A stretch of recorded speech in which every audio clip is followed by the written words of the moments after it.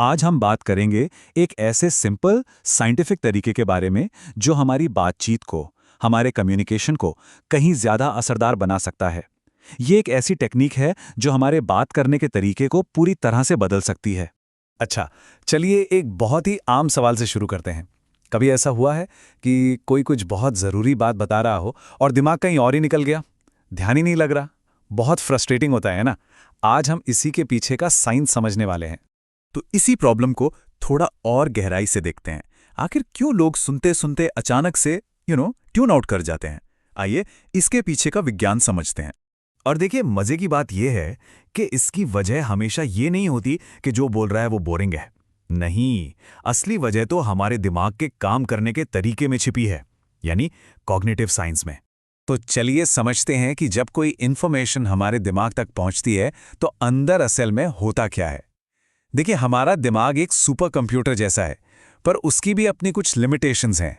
और यहीं पे एंट्री होती है कॉग्निटिव लोड थियरी की, जो 1988 में आई थी।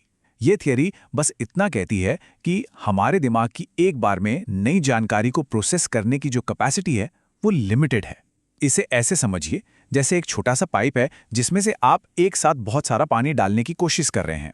क्या होगा? ओवरफ्लो हो जाएगा। तो जब कोई बिना किसी स्ट्रक्चर के बस बोलता चला जाता है, बहुत सारी बातें एक साथ, तो सुनने वाले का दिमाग बेचारा ओवरटाइम करने लगता है। उसको समझ नहीं आता कि इस सारी जानकारी को ऑर्गेनाइज कैसे करे, और नतीजा, दिमाग बस थक कर शटडाउन हो जाता है और ध्यान भटक जाता है। 2020 के एक रिसर्च के मुताबिक कुछ चीजें हैं जो हमारे दिमाग पर ये बोझ बढ़ा देती हैं। कौन सी चीजें? पहली, जब बातों का कोई क्लियर स्ट्रक्चर ही ना हो। दूसरी, जब बहुत सारे अलग अलग पॉइंट्स हों जिनका आपस में कोई लेना देना नहीं। और तीसरी, जब कही जा रही बात सुनने वाले के काम की ही ना हो, मतलब इर्रेलेवेंट हो। इसको एक नंबर से समझते हैं। 1956 की एक बहुत ही फेमस रिसर्च है जो बताती है कि एक नॉर्मल इंसान अपनी वर्किंग मेमोरी में, मतलब शॉर्ट टर्म मेमोरी में, एक बार में औसतन सिर्फ 7 चीजें ही रख सकता है, बस 7।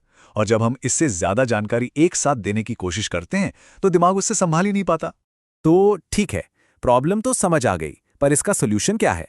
अच्छी बात यह है कि इसका एक बहुत ही आसान और जबरदस्त सोल्यूशन है, एक सिंपल सा 3 पार्ट फॉर्मूला। और ये फॉर्मूला रिसर्च से भी बैक्ड है। ये बड़ा ही सीधा है।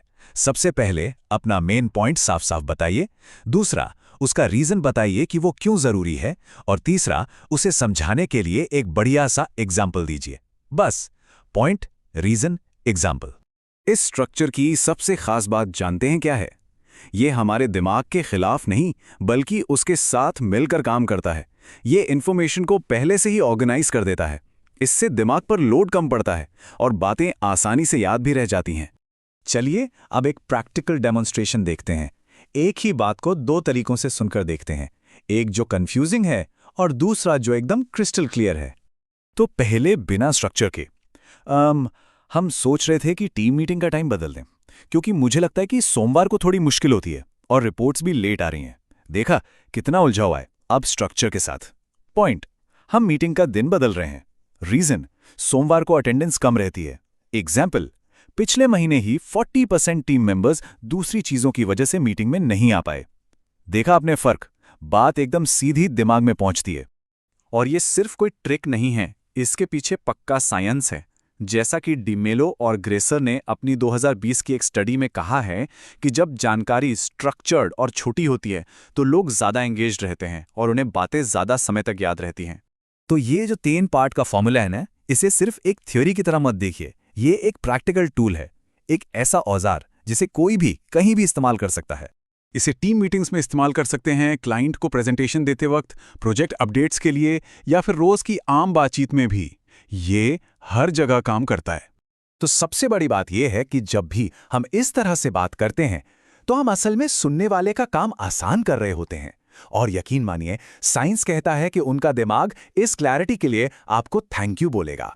तो अब जब ये जबरदस्त टूल हमारे पास है, तो सवाल ये है कि वो पहला आइडिया कौन सा होगा जिसे इस क्लैरिटी के साथ दुनिया के सामने रखा जाएगा।